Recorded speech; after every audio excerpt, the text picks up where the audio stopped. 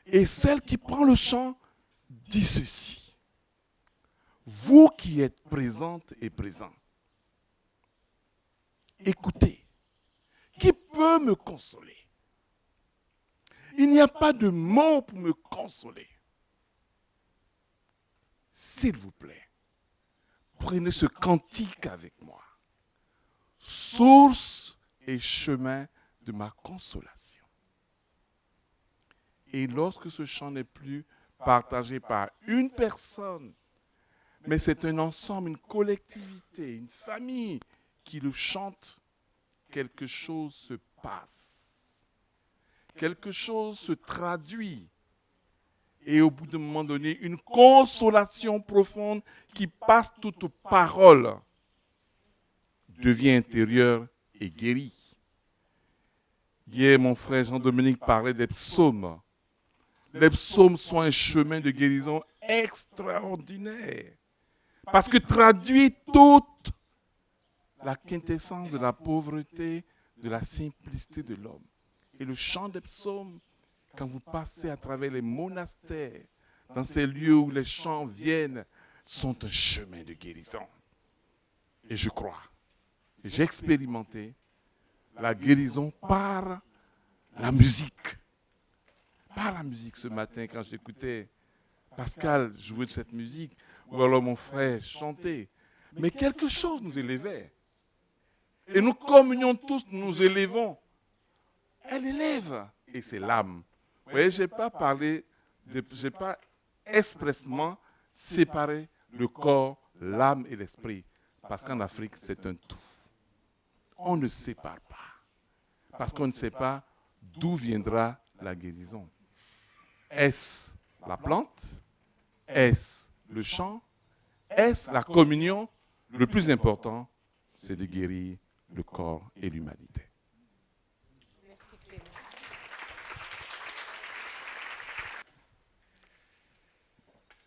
To us,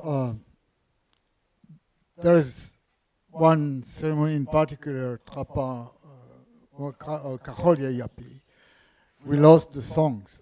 The songs, we don't have them anymore. So we can't, that ceremony, we can't really perform it like it should be anymore. Pour eux, ils ont perdu les chants. Et donc, du coup, dans les cérémonies, ils ne peuvent plus représenter ces sons. In one ceremony, one particular ceremony, the throwing of the ball. Yeah. Il y a une cérémonie en particulier qui a été perdue et qu'ils ne peuvent plus représenter. Otherwise, everything has a song. Every song has a specific purpose, meaning, and a use that is understood by the singers. Sinon, toutes les choses ont un chant et tous les chants ont A purpose. un but et une signification. And so the voice, there is no good or bad singer. There are singers, and when we have young men, we teach them whatever we teach them. We always tell them, "You're a young man. You're going to be a man. Be ready all the time, because they're going to come and ask you, nephew, tushkawa, nephew, come. You're going to sing a song. So be ready. Tushka." Nephew, come. Make a prayer now. In front of a lot of people like that. That's part of the young man's growing up.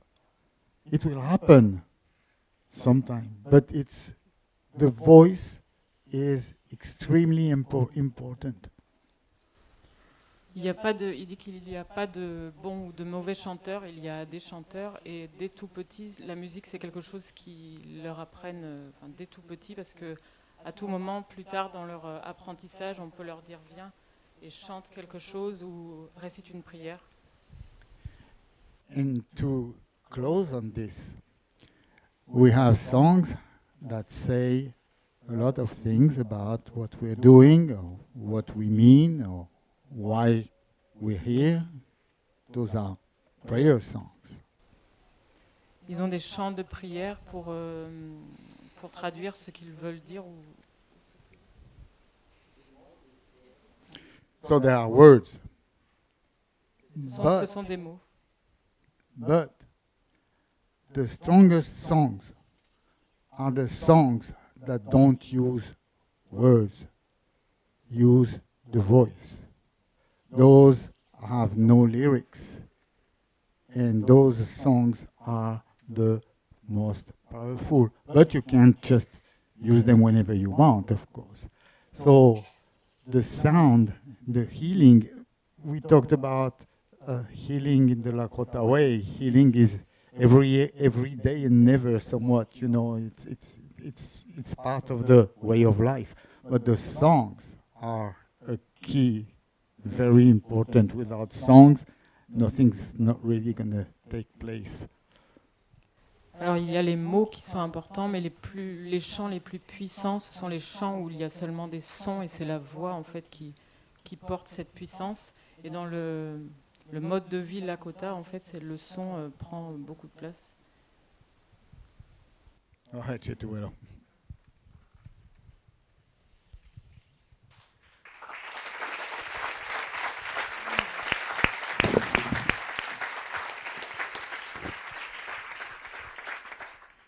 Beaucoup d'émotions pour cette table ronde. J'allais dire, je pourrais chanter le psaume « Qu'il est doux, qu'il est bon d'être ensemble, mes frères ». Alors retrouvons-nous tout à l'heure après la pause.